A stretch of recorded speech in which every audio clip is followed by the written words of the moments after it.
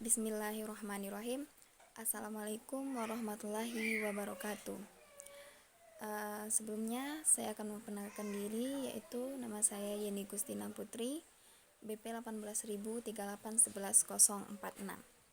Nah, dalam video kali ini saya akan mereview atau mengulang kembali materi pembelajaran mata kuliah administrasi pembangunan. Nah, materi yang akan saya bahas dalam video kali ini adalah tentang administrasi pembangunan itu sendiri. Sebelum kita masuk ke administrasi pembangunan, maka kita harus tahu dulu apa itu administrasi dan apa itu pembangunan. Kita akan membahas satu persatu. Yang pertama, kita akan membahas tentang administrasi.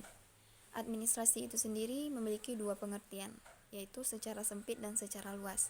Secara sempitnya, administrasi ini diartikan sebagai kegiatan catat mencatat, surat menyurat, dan kegiatan tata usaha lainnya.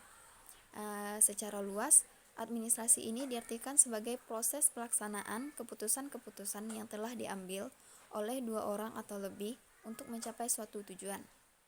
Nah, pada intinya, administrasi ini berbicara tentang pelayanan, ketatausahaan, dan implementasi kebijakan. Nah, berbicara tentang pelayanan, apa itu pelayanan? Pelayanan itu sendiri adalah kegiatan melayani kebutuhan orang lain, baik secara individu atau perorangan maupun berkelompok. Selanjutnya adalah ketatausahaan. Ketatausahaan ini sebagaimana saya jelaskan dalam administrasi secara sempit tadi, yaitu kegiatan surat menyurat, catat mencatat, dokumentasi, dan pengarsipan, dan lain-lain. Selanjutnya yaitu implementasi kebijakan, di mana kebijakan itu sendiri adalah tindakan yang dijadikan sebagai pedoman dan dituangkan dalam bentuk peraturan.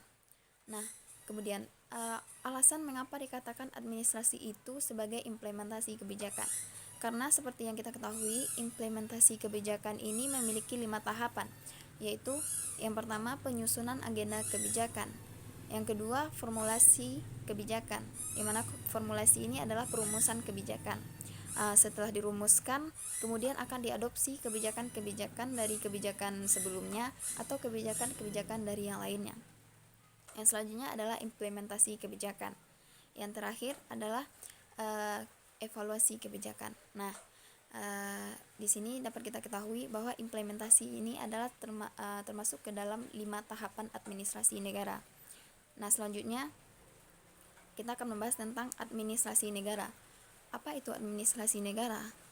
Administrasi negara adalah proses yang berhubungan dengan pelaksanaan kebijakan, kemudian kegiatan negara yang mencakup trias politika, yaitu trias politika ini adalah badan eksekutif, legislatif, dan yudikatif. Nah, kemudian administrasi negara ini berbicara tentang manajemen dan organisasi. Nah, yang perlu kita tekankan pada manajemen dan organisasi ini adalah birokrasi. Yang mana birokrasi itu sendiri adalah kegiatan organisasi yang memiliki rantai komando seperti kepala dinas dan ada bawah-bawahannya. Nah, yang perlu kita ketahui tentang administrasi negara itu adalah proses pelaksanaan kebijakan, kegiatan negara yang mencakup trias politika, eksekutif, legislatif, yudikatif, organisasi, dan manajemen. Yang 5 itu adalah yang penting dalam kegiatan administrasi negara. Nah, kemudian administrasi negara itu sendiri terbagi menjadi 2. Yang pertama yaitu proof pemerintahan, yang kedua administrasi perusahaan negara. Nah, administrasi proof pemerintahan itu sendiri terbagi 2 juga. Yang pertama yaitu administrasi sipil, administrasi militer. Nah, administrasi sipil ini adalah aktivitas lembaga departemen ataupun non-departemen sampai tingkat kecamatan, lurah, dan desa. Sedangkan administrasi militer adalah aktivitas yang dilakukan oleh fungsi kesatuan dan lingkungan angkatan bersenjata seperti TNI dan Polri. Nah, tujuan pokok administrasi ini adalah memberikan pelayanan kepada masyarakat. Jadi intinya dari administrasi pemerintahan ini adalah memberikan pelayanan kepada masyarakat. Selanjutnya yang kedua yaitu administrasi perusahaan negara. Administrasi perusahaan negara ini adalah pelayanan masyarakat yang memberikan keuntungan seperti badan BUMN, BUMD, PDAM, Bank BRI, dan lain-lain sebagainya.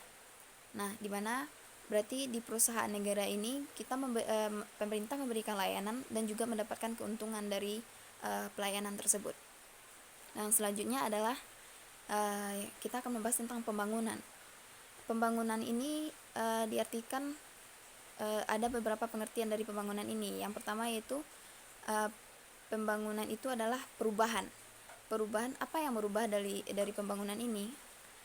Yang berubah itu adalah keseluruhan sistem sosial seperti politik, ekonomi, infrastruktur, pemerintahan, pertahanan, teknologi, pendidikan, dan sebagainya. Nah, yang kedua yaitu pertumbuhan. Pembangunan diartikan sebagai pertumbuhan, di mana pertumbuhan itu adalah kemampuan sebuah negara untuk selalu berkembang, baik secara kuantitatif maupun kualitatif. Yang selanjutnya, pembangunan ini diartikan sebagai rangkaian usaha, rencana yang tersusun rapi, cita-cita pejuang negara atau bangsa.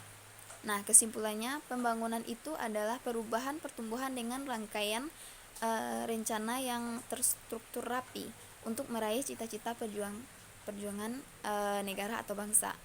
Nah, ada nih menurut Sumijata, dia mengatakan pembangunan ini adalah rangkaian kegiatan perubahan dan pertumbuhan yang terencana dilakukan secara sadar oleh suatu negara dan pemerintahan menuju modernitas dalam rangka pembinaan bangsa. Nah, selanjutnya kita akan membahas tentang ide administrasi negara, ide pokok. Di sini kita akan membahas tentang ide pokok administrasi negara. Yang pertama yaitu proses. Proses ini adalah adanya suatu proses, yaitu usaha yang dilakukan secara terus-menerus yang dilakukan oleh administrator. Yang kedua, administrator itu sendiri adalah pemerintahan dan negara. Yang selanjutnya adalah masyarakat. Yang selanjutnya adalah modernitas. Yang mana modernitas itu sendiri adalah perubahan ke arah yang lebih baik. Nah, yang selanjutnya adalah terencana dan multidimensional dan membina negara.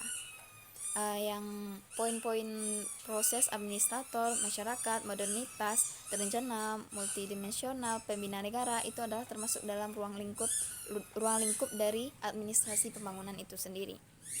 Nah, selain ide pokok itu, ruang lingkup yang harus kita ketahui adalah administrasi pembangunan dan adanya pembangunan administrasi. Nah, administrasi pembangunan itu sendiri adalah melihat bagaimana mencapai tujuan pembangunan. Bagaimana kinerja administrator, apakah terciptanya sistem administrator yang lebih baik sehingga dapat membawa negara ke arah yang lebih baik pula. Nah, administrasi pembangunan ini adalah seluruh usaha untuk memperbaiki tata kehidupan bangsa dalam negara untuk mencapai suatu tujuan.